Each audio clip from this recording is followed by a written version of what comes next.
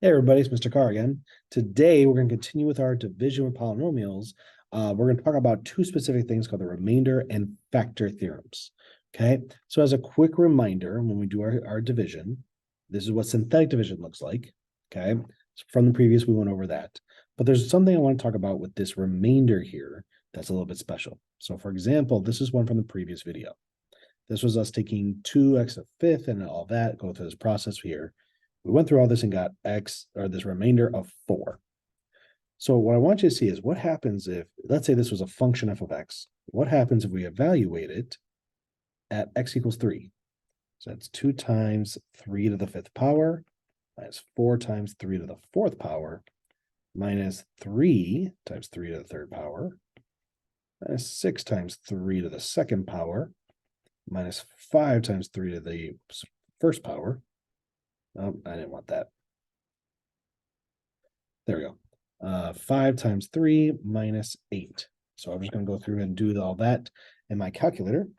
So 2 times 3 to the 5th minus 4 times 3 to the 4th and all that.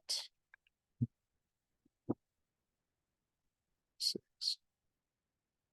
3 squared minus 5 times 3 minus 8. And I get 4. So interesting.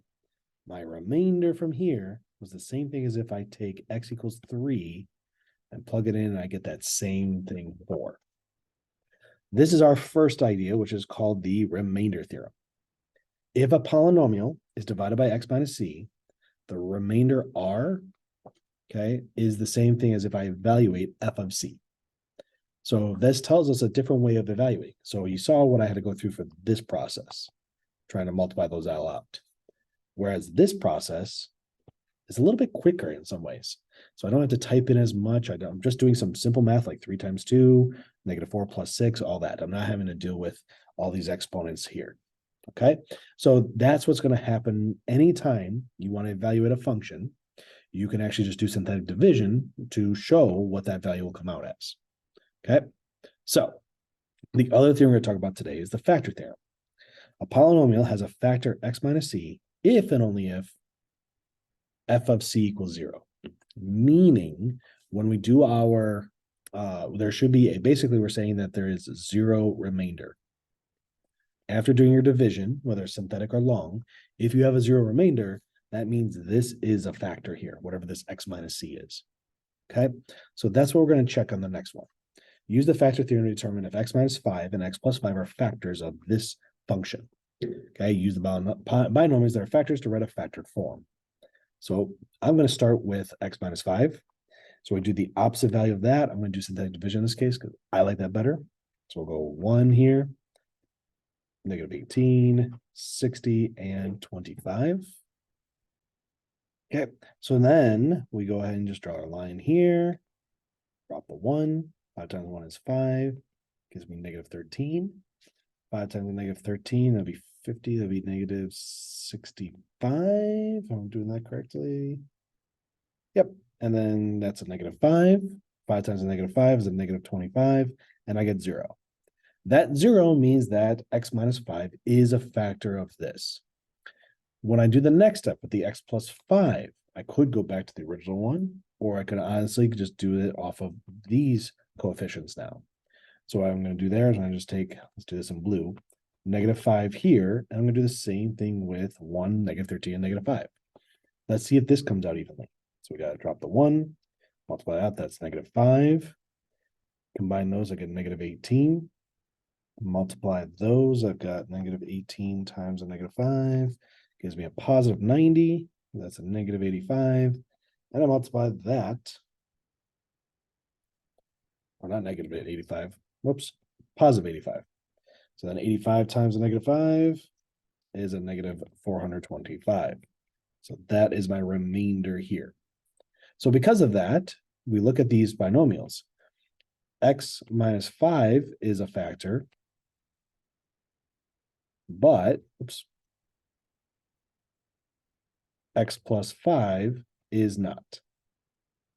So because of that, I'm going to be able to still rewrite this as in factored form for f of x, but I'm going to do x minus 5 out front, and then here, Those are my coefficients for x squared minus 13x minus 5. And that's as far as we can go with that one, okay?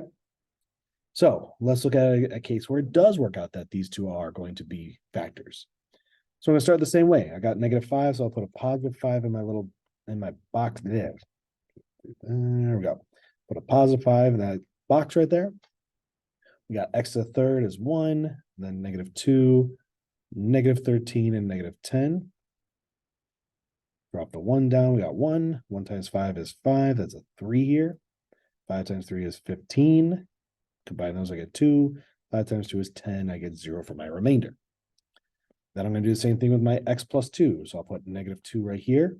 And we'll just do the same process. We got drop the 1. We got -2. We multiply those. We get +1 now. -2 times 1 is -2. And then that cancels out to 0. Times 0 times 0, 0. And then I get 0 again here. I didn't have to do that last step, but so when I look at my factored form, we started off with x to the third. So that means that f of x can be rewritten as x minus 5, x plus 2 is my second factor, and then these two right here, which is going to be an x plus 1. Okay, and that is it for that one, and that's actually it for today. Okay, so again, the remainder factor is, this is a way of evaluating. Okay, we can evaluate for a value of x by doing synthetic division or any kind of long division. But our remainder is the same thing as if I evaluate. The other part is that factor theorem, that we have to have a 0 remainder in order for something to be a factor for our function. Okay, and that's it for today. Take care, everyone.